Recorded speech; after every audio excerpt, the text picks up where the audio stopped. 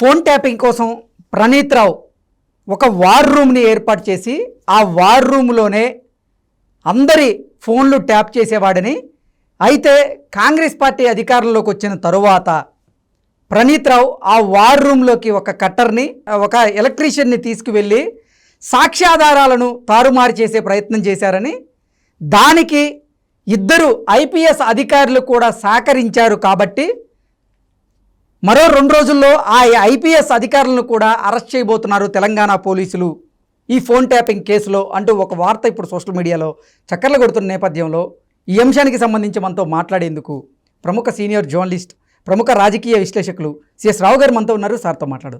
Sir నమస్తే. Sir నమస్తే.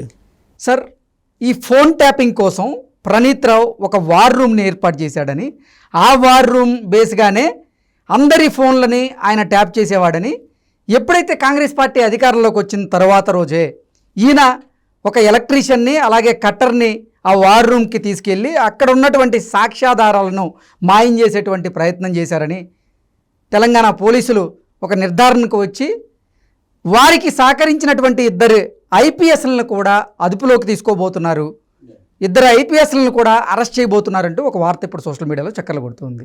ఇంతకీ ఆ ఇద్దరు ఐపీఎస్లు ఎవరు, అసలు ఈ కేసులో తెర వెనక ఏం జరిగింది అంటే ఏం చెప్తారు సార్? ఇప్పుడు ఆ ఇద్దరు ఐపీఎస్ల మీద ఎందుకు ఎక్కువ కాన్సన్ట్రేషన్ చేస్తుంది తెలంగాణ ప్రభుత్వం అనేది మనం విశ్లేషణ చేసుకుంటే ఒక ఇంపార్టెంట్ టర్నింగ్ పాయింట్ గుర్తు చేస్తాను నేను.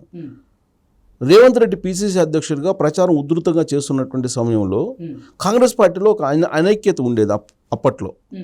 ఈ అనైక్యత అనేది సీనియర్లు వర్సెస్ రేవంత్ రెడ్డి అనేది ఉండేది. సోషల్ మీడియాలో కొన్ని పోస్టులు ఉత్తమ్ కుమార్ రెడ్డికి వ్యతిరేకంగా వచ్చాయి. వచ్చిన సందర్భంగా కావాలని రేవంత్ రెడ్డే చేస్తూ ఉన్నారు. ఈ సోషల్ మీడియాని ఏర్పాటు చేసి సీనియర్స్ ఎవరైతే ఉన్నారో వాళ్ళ మీద దుమారం రేపుతున్నారు, వాళ్ళని పార్టీ నుంచి పంపించేటువంటి ప్రయత్నం చేస్తున్నారు. దాంట్లో భాగంగానే ఈయన లేనిపోయినటువంటి గాసిప్స్ లేపి సీనియర్స్ని అందరినీ ఇబ్బంది పెడుతున్నారు అనేది అప్పట్లో రేవంత్ రెడ్డి మీద ఉన్నటువంటి ప్రధానమైనటువంటి ఆరోపణ సీనియర్ల నుంచి. దానికి ఎవిడెన్స్గా వార్ రూమ్ అనేది ఒకటి ఉంది. ఎప్పుడు తెలంగాణ గవర్నమెంట్ కేసీఆర్ ఆధ్వర్యంలో ఉన్నప్పుడు ఈ వార్ రూమ్లో నుంచి అది మొత్తం ప్రూవ్ చేశారు అనేది ఒకటి.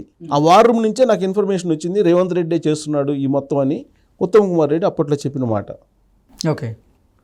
సో అప్పుడు రేవంత్ రెడ్డి కన్నుబడింది, అసలు ఏంటి ఈ వార్ రూమ్ ఏంటి, నేమ్ పోస్టులు పెట్టించడం ఏంటి, ఉత్తమ్ కుమార్ రెడ్డికి ఒక ఐపీఎస్ ఇన్ఫర్మేషన్ ఇవ్వడం ఏంటి, అసలు ఆ ఐపీఎస్ ఎవరు, ఎందుకు వీళ్ళు ఈ విధంగా చేస్తున్నారనే దాని మీద అప్పుడు రేవంత్ రెడ్డి ఒక కన్నేశారు. వేస్తే ఈ మొత్తం వ్యవహారం బయటకు వచ్చింది.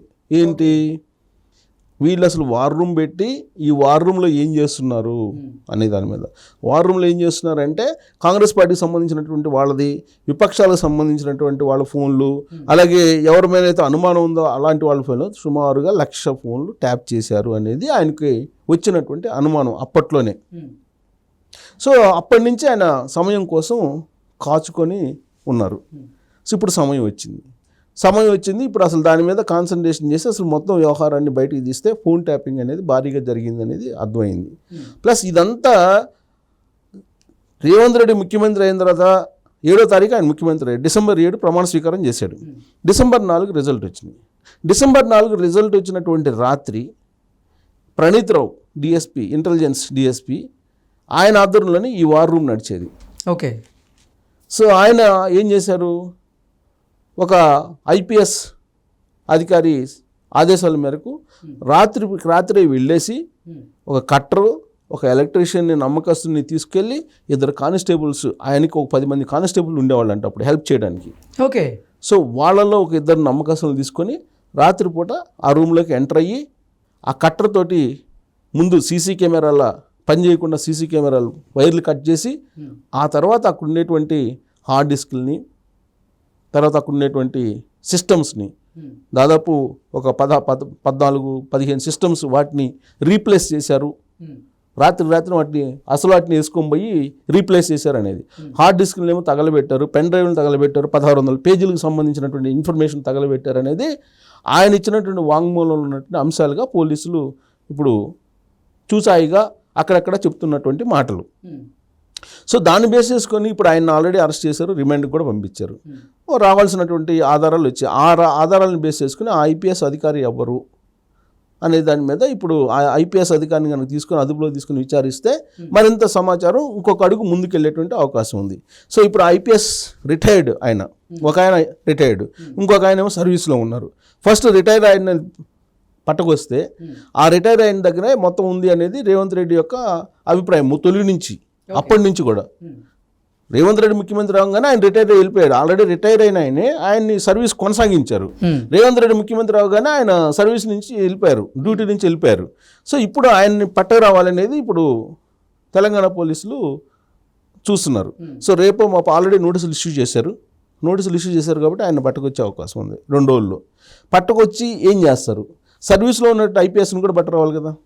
సర్వీస్లో ఉన్నట్టు ఐపీఎస్ని కూడా పట్టుకొచ్చి ఇద్దరిని కనుక విచారిస్తే అప్పుడు అసలు మొత్తం భోగవతం బయటకు వస్తుంది. అసలు ఏం జరిగింది 10 సంవత్సరాలు, 2014 నుంచి ఇప్పటి వరకు ఏం చేశారు కేసీఆర్? ప్రగతి భవన్ వదిలిపెట్టకుండా ఆయన ఉండి ఆ పక్కనే బేగంపేటలో ఒక ప్రత్యేకమైనటువంటి 2 ఆఫీసులు తీసుకొని ఆ 2 ఆఫీసుల్లో ఈ ప్రణీత్రావుకి ఒక ఆఫీసును అప్పచెప్పి అక్కడ ప్రత్యేకమైనటువంటి సెటప్ చేసి అక్కడ ఏం చేశారు అనేది బయటకు వస్తే మొత్తం భాగవతం బయటకు వస్తుంది. దీన్ని సీరియస్గా విచారణ చేస్తారా అని అంటే చేసేటువంటి పరిస్థితులు కనిపెడుతున్నాయి. ఎందుకని అంటే ఇప్పుడు తాజాగా ఢిల్లీ లిక్కర్ స్కామ్కు సంబంధించి ఢిల్లీ నుంచి దాదాపు 10 మంది ఈడీ అధికారులు వచ్చి కవిత ఇంటిని సోదా చేస్తున్నారు. అసలు విచిత్రం ఏంటంటే ఈడీ అధికారులకు తెలియనటువంటి అంశం, మరి మర్చిపోయారో నాకు తెలియదు, కానీ ఈడీ అటాచ్ చేసినటువంటి భూముల్ని కవిత కొంది. గతంలో ఈడీ కేసుల్లో అటాచ్ చేసినటువంటి భూముల్ని, హైదరాబాద్ భూముల్ని ఈవిడ రిజిస్ట్రేషన్ చేయించుకుంది. కొందో రిజిస్ట్రేషన్ చేసుకుని తెలియదు, రిజిస్ట్రేషన్ చేయించేసుకుంది. కొనడం ఏముంది, అటాచ్ చేసినట్టు భూములు కొనేది ఉండదు, రిజిస్ట్రేషన్ చేయించుకుంది. ముందు అది తీస్తే కవిత అరెస్ట్ అయ్యే అవకాశం ఉంది. బహుశా నేను అనుకోవటం ఆ రిజిస్ట్రేషన్ చేసిన భూముల మీదనే సోదాలు చేస్తున్నారేమో అనిపిస్తుంది ఇవాళ. ఓకే, ఆల్రెడీ కవిత ఇంటికి వచ్చి సోదాలు చేస్తున్నారు. 10 మంది టీం వచ్చింది, ఈడీ టీము. సో ఈ హడావుడి చూస్తుంటే కనుక రాబోయేటువంటి రోజుల్లో ఈ ఫోన్ ట్యాపింగ్ వ్యవహారం కూడా చాలా సీరియస్గానే ఎంక్వైరీ నడిచేటువంటి అవకాశం ఉంది. ఆ 2 ఐపీఎస్లను కూడా విచారించేటువంటి అవకాశం ఉంది. వాళ్ళు ఇచ్చేటువంటి ఇన్ఫర్మేషన్ ప్రకారం కల్లగుంట ఫ్యామిలీలో కీ రోల్ ఎవరైతే ఉన్నారో ఈ ఫోన్ ట్యాపింగ్ వ్యవహారంలో వాళ్ళని అరెస్ట్ చేసేటువంటి అవకాశం ఉంది. అసలు కల్వకుంట్ల కుటుంబమే అరెస్ట్ అయ్యే అవకాశం ఉంది, ఒకరిద్దరు కాదు అంటూ కూడా కొన్ని వార్తలు వస్తున్నాయి. బహుశా నేను అనుకోవటం ఇప్పుడు ఆల్రెడీ తెలంగాణ సమాజం కల్లగుంట ఫ్యామిలీ ఏం చేసింది అనేది ఒక క్లారిటీగా ఉంది. ప్రజా కోర్టులో తీర్పు ఇచ్చేశారు. ఇక ఇప్పుడు ఈ మొత్తం 2014 నుంచి ఇప్పటి వరకు జరిగినటువంటి అరాచకాలు ఏదైతే ఉన్నాయో ఈ అరాచకాలన్నింటినీ బయటకు తీస్తున్నారు, ఒక్కొక్కటి బయటకు వస్తున్నాయి. కాకపోతే చట్టాలు న్యాయాలు తొందరగా వేగవంతంగా పనిచేయాలంటే అటు కేంద్రం ఇటు రాష్ట్రం చిత్తశుద్ధితో పనిచేయాలి. సో ఇప్పుడు కేంద్రం యొక్క దూకుడు చూస్తుంటే మాత్రం ఖచ్చితంగా ఈడీ దూకుడు చూస్తుంటే కవితని, కల్లగొండ ఫ్యామిలీని వదిలిపెట్టే పరిస్థితి లేదు. ఇంకోటి ఏంటంటే ఈ ఫోన్ ట్యాపింగ్ వ్యవహారంలో కేంద్ర ప్రభుత్వంలో ఉండేటువంటి పెద్దలు కూడా కొంతమంది బాధితులు ఉన్నారు. ఇప్పుడు బిఎల్ సంతోష్ బీజేపీ ప్రధాన కార్యదర్శి, ఆయన బాధితుడే. తర్వాత స్వామీజీలు 4 స్వామీజీలు అరెస్ట్ అయ్యారు. ఆ స్వామీజీలు చిన్నోళ్ళు కాదు, వాళ్ళేమో బీజేపీ సంబంధాలు ఉన్నాయి. సో దేశవ్యాప్తంగా గందరగోళం చేశాడు కేసీఆర్. కేవలం ఫోన్ ట్యాపింగ్ చేసే ఫామ్ హౌస్ ఫైల్స్ బయటకు తీశాడు. ఫామ్ హౌస్ ఫైల్స్ అంటే ఎమ్మెల్యేలు 4 ఎమ్మెల్యేలు కొనుగోలు చేసినటువంటి అంశం. కాబట్టి ఈ ఫామ్ హౌస్లోకి కూడా ఈ ఎంక్వైరీ వెళ్ళే అవకాశం ఉంది.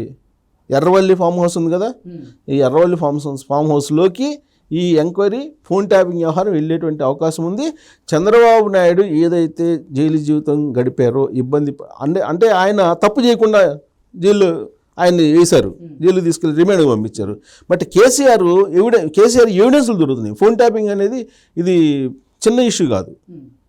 కాబట్టి ఇది సెంట్రల్ కూడా ఇన్వాల్వ్ అయ్యి స్టేట్ గవర్నమెంట్ కూడా కొంచెం యాక్టివ్గా అయ్యి ఇన్వెస్టిగేషన్ కానీ చేస్తే మొత్తం కల్లగొండ ఫ్యామిలీ ఆల్మోస్ట్ అందరూ రేవంత్ రెడ్డి చెప్పినట్టు అందరిని తీసుకెళ్ళి ఒకే చోట ఒకే జైల్లో పెట్టేటువంటి అవకాశం ఉంది. రేవంత్ రెడ్డి చెప్తుండేవాడు వీళ్ళందరినీ కలిపి ఒకే జైల్లో పెడతాను నేను, అన్ని తప్పులు చేశారు వీళ్ళని. నిజంగా రేవంత్ రెడ్డి కనుక ముఖ్యమంత్రి హోదాలో ఆయన అధికారాలను ఉపయోగించి ఎంక్వైరీ చేసి చట్టపరమైన చర్యలు తీసుకుంటే జైల్లో ఉండే అవకాశం ఉంది. Okay sir, thank you so much.